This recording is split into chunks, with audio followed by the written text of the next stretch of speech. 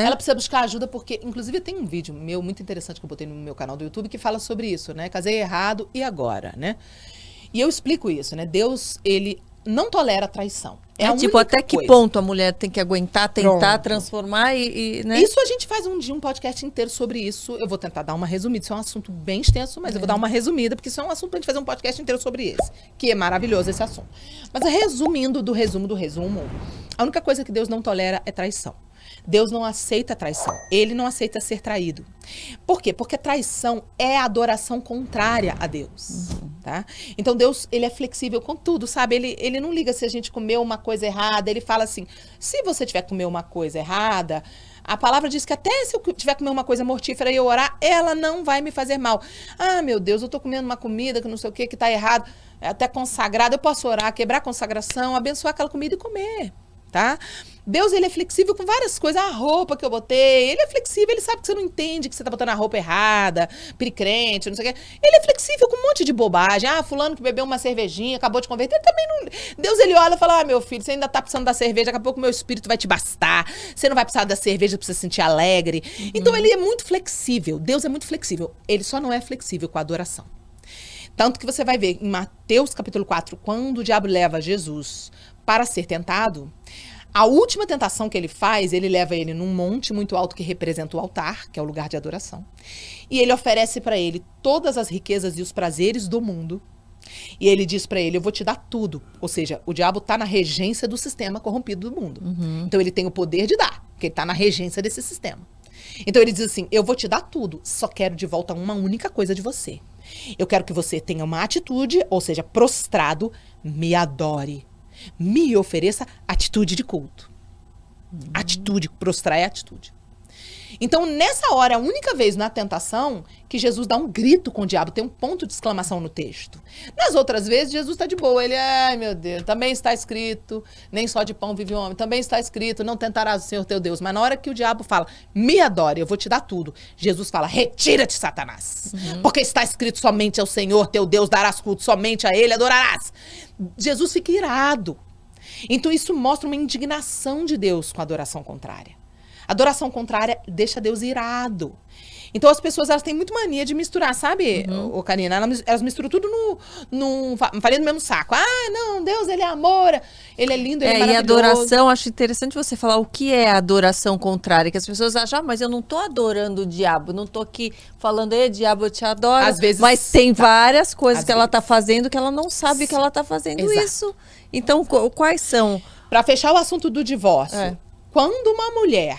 As pessoas me perguntam, quando pode, né? Na traição, ela está adorando. A Bíblia fala que sexo é um tipo de culto. Não sou eu que falo isso. Pode chocar algumas pessoas quando eu falo isso aqui, tá? E eu vou te mostrar biblicamente rapidinho.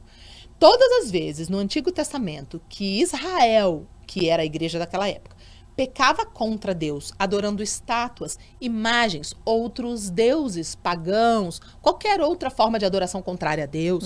Quando Deus falava com o povo pela boca dos profetas, que era assim que Deus falava, Deus vinha na boca do profeta e era o próprio Deus falando assim: vocês, Israel, estão fazendo sexo com outros. Vocês são casados comigo e estão tendo relações sexuais com outros. Como é que Deus usava? Qual era a palavra que Deus falava? Olha. Vocês adulteraram-me. Me adulteraram. Adultério é sexo fora do casamento. Vocês, Israel, se prostituíram com outros deuses. Prostituição é sexo fora do casamento. Então, prostituição e adultério para Deus é sinônimo, né?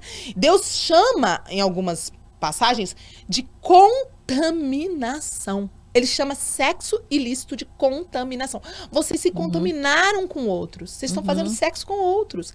Então, toda vez que Deus está falando, vocês estão adorando outros, ele chama isso de sexo. E Paulo, lá em 1 Coríntios capítulo 6, ele usa no verso 16 e no verso 17 a mesma palavra unir para sexo. Tanto no verso 16 para o 17, ele usa a mesma palavra para sexo. Então ele fala no 16, olha, o homem quando faz sexo com a prostituta, ele se torna um corpo com ela. Ele usa a palavra unir, o homem que se une com a prostituta. Mas no verso 17 ele fala a mesma palavra, só que para outra coisa. Ó. E o homem que se une ao Senhor forma um só espírito com ele. A palavra unir representa sexo antes e depois casamento espiritual com Deus. Então, a mesma palavra para sexo é a mesma palavra para casamento espiritual com Deus. Sexo é uma forma que Deus encontrou de manifestar na nossa dimensão a união espiritual que acontecerá entre a igreja e Cristo. A forma daqui da terra não vai ter no céu, não vai ter sexo no céu. Mas Deus criou para tentar falar para dentro do casamento que a gente vai se tornar um com o cônjuge e que vai ser uma celebração onde o Espírito de Deus vai pairar. Então o sexo é uma forma de invocação. Por isso que o diabo usa tanto a arma da perversidade sexual, da perversão sexual, porque ele quer invocar demônios através da relação sexual. Quando um casal tá ali tendo relação, não tem 3 espíritos.